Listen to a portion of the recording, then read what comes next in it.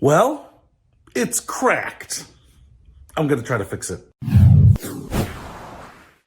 What's happening, Panda Nation? Peter Von Panda. You know what? One of the things that I hate is getting these little tiny chips in the windshield. If you have a windshield and you have rocks, whatever, you're bound to get one. I've had a number over the years and they are a pain. And the last time I had one, it's just like this. I'm gonna show it to you. I didn't do anything about it. And you know what? Cracked. As I think the cold windshield got hot by the defroster one day and then started traveling. Started migrating, started walking all the way along the windshield. And I wish I had tried to do something about it at the beginning so that I could have avoided the $300 to replace the windshield. This one, I'm not even sure what this is. It's a windshield that's probably not even produced anymore, so it's probably going to be even more expensive. Oh, lucky me. I always win at life.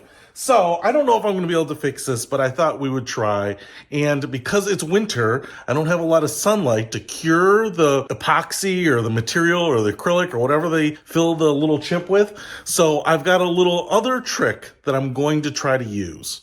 So before we go at it, I just want to show you what the chip looks like. This is a light box that I just put behind there, and that is my chip. Probably not that easy to see. I was just kind of running my hand over it. I can just kind of barely feel it. Now I've got my hand streaky all over it, but it's right there and I can feel it with my fingernail. And it's kind of a weird chip. It's got a little bit of a star pattern. It's not directly in my line of sight when I'm driving, which is good, but I can absolutely see it. I kind of just glanced down. I'm like, there's that chip. And like I said, more than anything, I just want to do something about it so that it doesn't get worse. So I picked up one of the standard windshield chip repair kits, but because the car's indoors, I don't have any direct sunlight. It's not even super warm in here because I'm doing this in very cold weather. I need something else. So that's why I bought this other little piece of kit that I think is going to make it so that I can fix this. But let's try it and see if I can make it any better or if I just make this a whole lot worse. All right, the first thing I did there was go ahead and clean the area with some isopropyl rubbing alcohol. And it might be so hard to see because you can see it floating there, obviously in the screen, but it's not really focusing on it. And now I have one of these windshield repair kits, and it's the kind of thing you can get at your local repair store, car store, Walmart.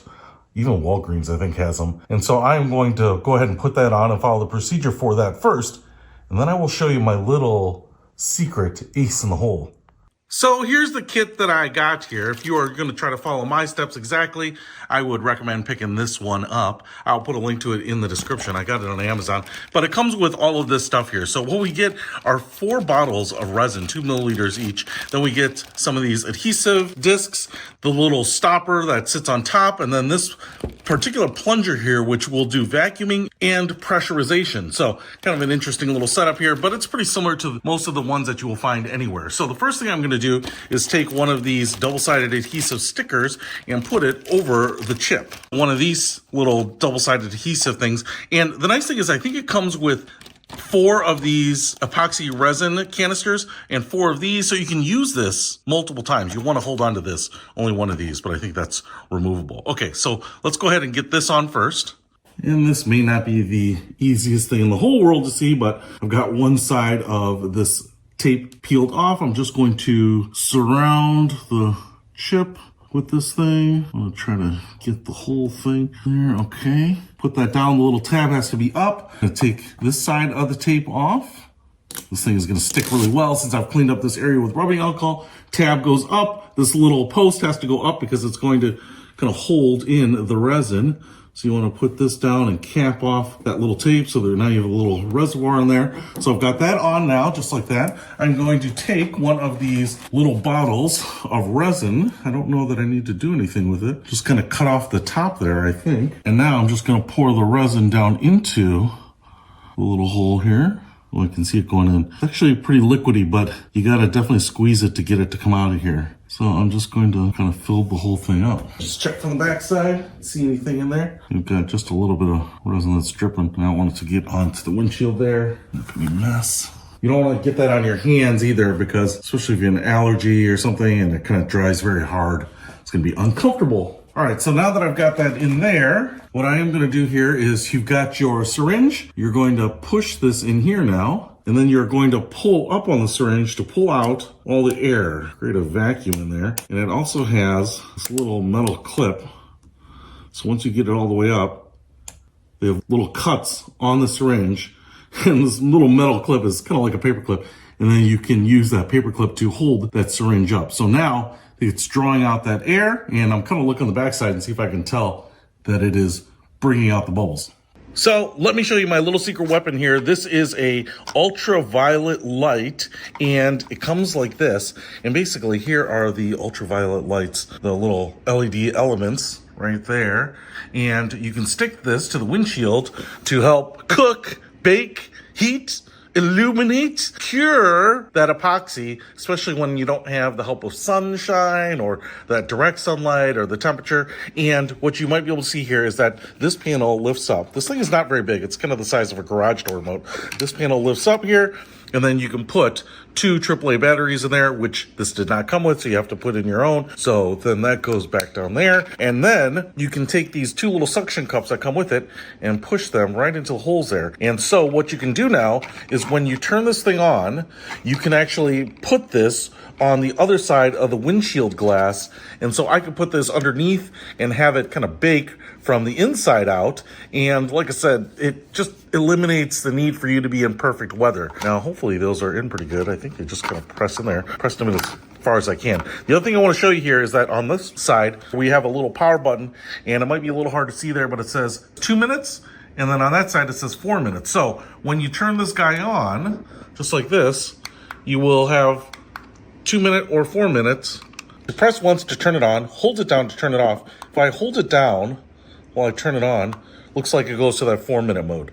So what you can do is you can select how long you're going to cook it for. All right, so I'm gonna get these suction cups in there a little more securely, and then we will use it to hopefully cure the epoxy resin in the windshield repair kit. So now I'm just gonna take this ultraviolet light here, stick it to the windshield right underneath there, stay, and then I'm gonna hold this down. So I wanna go to that 4 minutes. All right, and you might be able to see a little purple light peeking out from there, right there. Little ultraviolet light doing its cooking. All right, so we're gonna leave that on there for 4 minutes and see what it does. You can see that UV light peeking out there, cooking that resin. So hopefully that is working. All right, so obviously the UV light is off, so there's been some curing, but what we have to do here is actually remove this plunger, and then I actually have to put it back now that we've released that vacuum, and then I'm just gonna twist it up here to get that little tooth off of the wire, and we're supposed to actually pressurize this bad boy, I think essentially pushing all that resin into the crack as much as possible, and then locking it in place with the clip, which I'm actually gonna have to get my other hand involved to do that. I'm also gonna fire up the ultraviolet light here again, 4 minute dose, let that bake a little while, and then we will check on this. All right, now I'm gonna take this all apart here because now what I have to do is actually remove all of these contraptions and do one final piece with a little bit of plastic film that they give me. I think everything peels off top down.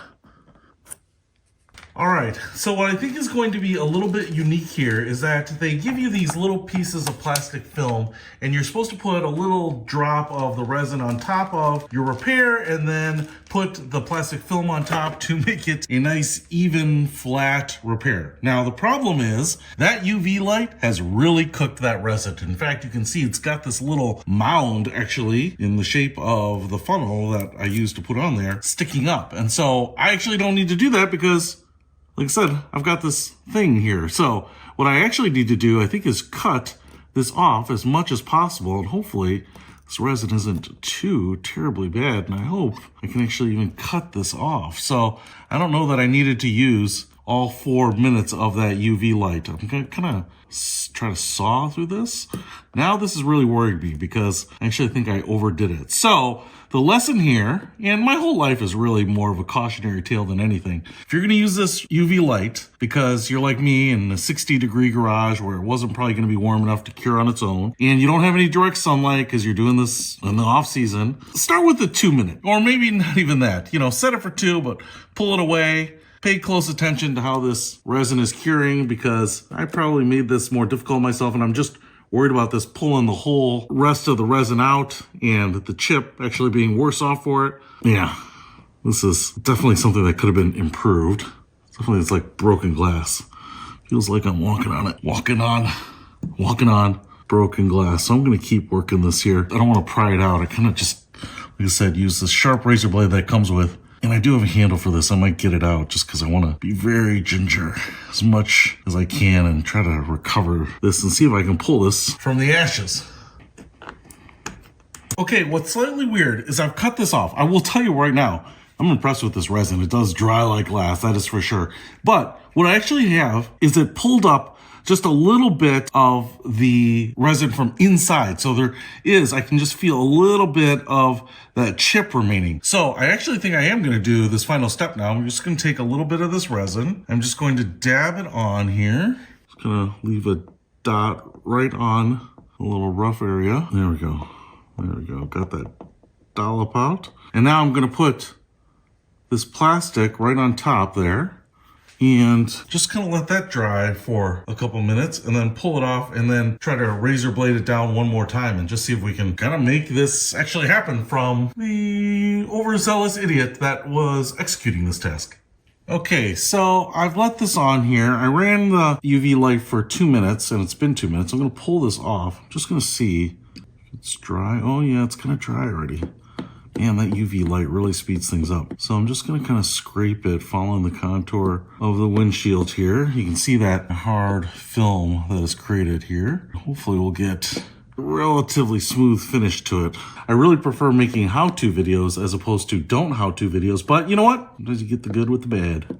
You know what's frustrating sometimes? Not being the smartest guy in the room when there's no one else in the room. Let me see if I can get in on that crack, that chip for you there, just a little bit. I actually left the UV light on there so that you can see it. It's a little easier with the backdrop of that UV light. A little hard to see there, but what I'm left with is not a chip so much, but like a little smudge. I can still see some of the radiating lines, a couple of the radiating lines of the chip, but not all of them anymore. So it's definitely filled in some of that crack. And I'm not sure if I could actually put a little more resin on top and that film on top and smooth that down just a little bit. But the crack has been filled, but it's not invisible. So this was definitely not a huge success. But from the standpoint of, will my windshield now not actually create a much longer crack and just remain as a chip, I feel a little bit better about it. So I will tell you that that resin dries hard, it dries clear. With this UV light, it dries fast. So if you don't have access to the sunlight because of where or when you're doing this, I might suggest picking up this Windshield Repair Kit. It'll probably work better for you if you're smart at all. And this UV light might just allow you to do it when you wouldn't normally be able to. So that is a pretty mediocre result. Less than ideal. I'm not going to beat myself up too much for it because I knew my limitations when I started and they are numerous. So if you want to try this because you think you're better, smarter, and better looking than me, and you probably are, I'll put a link to everything that I have here in the description below. Peter from Panda.